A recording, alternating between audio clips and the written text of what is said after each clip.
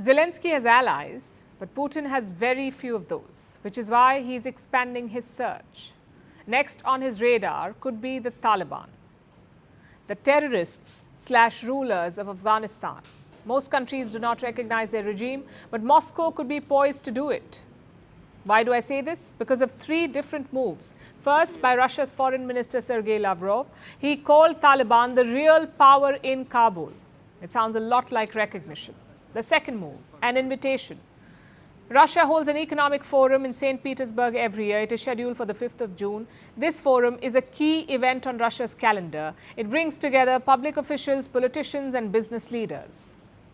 Guess who's invited this year? The Taliban.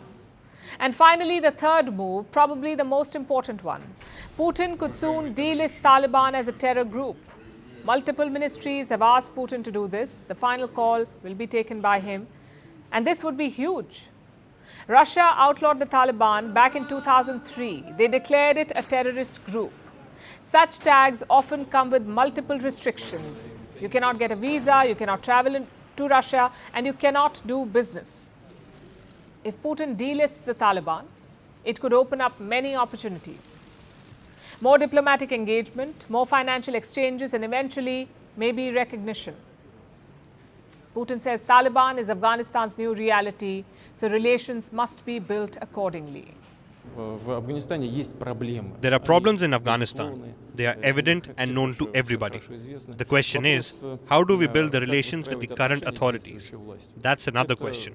But we need to build it somehow. Those are the people that control the country, its territory. As for today, they are in power in Afghanistan. We need to proceed from the realities and build the relations accordingly.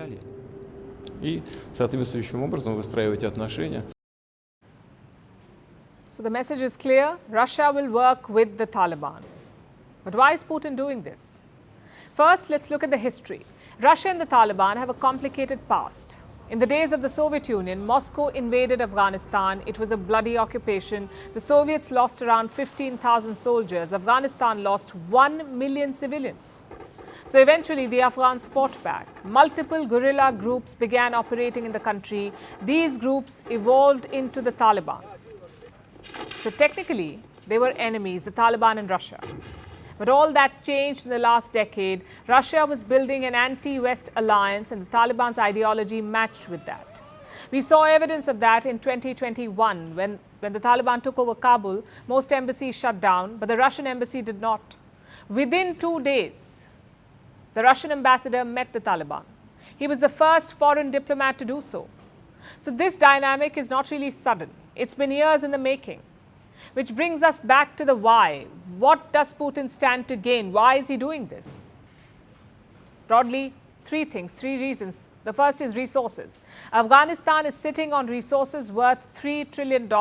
Western companies won't touch it, so it's a great opportunity for Russia. The second reason is connectivity. Take a look at Afghanistan's location.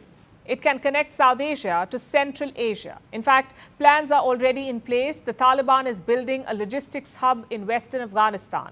Their focus is on Russian oil. The third point is security. Russia was attacked by terrorists in March this year. They targeted a theater in Moscow. More than 140 people lost their lives. It was Russia's worst terror attack since 2004. And who was behind it? The Islamic State Khorasan province, ISKP. And where do they operate? In Afghanistan. So Putin is keen to avoid a repeat. He wants the Taliban to crack down on the ISKP, Islamic State Khorasan province. It's the same strategy as the West, using one terror group to tackle another. The question is, will it work? Well, the Taliban is desperate for help. Only one major power has recognized them, and that is China. But even Beijing is not pumping money into Afghanistan yet. So they need Russia's help, both for money and legitimacy. But if Russia does recognize them, it would trigger many questions. For example, will Moscow push for Taliban's participation at the SCO, the Shanghai Cooperation Organization?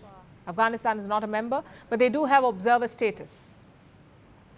Also, how will it change the equation with China? Because Beijing has big plans in Afghanistan. So will they approve of Russia's sudden interest? Will they agree to share the resources? These are all very important questions, but equally important is human rights. The Taliban treats women as second-class citizens. They cannot go to school. They cannot get a job and they cannot step out alone. Should Russia really be rewarding such behavior? We're talking about a major power, a permanent member of the United Nations Security Council. So recognition from Russia is a political prize. But knowing Putin, human rights won't be on top of his mind. It would be strategy. South Africa's May 29th elections. It was the start of change in the country. We are on the verge of history. I am standing here at the forefront of change where voices echo the call for action. The nation grapples with an unemployment crisis. As South Africans prepare to cast their votes, the question looms, will the winds of change usher in a new era, or will the legacy of the past maintain its grip on the future?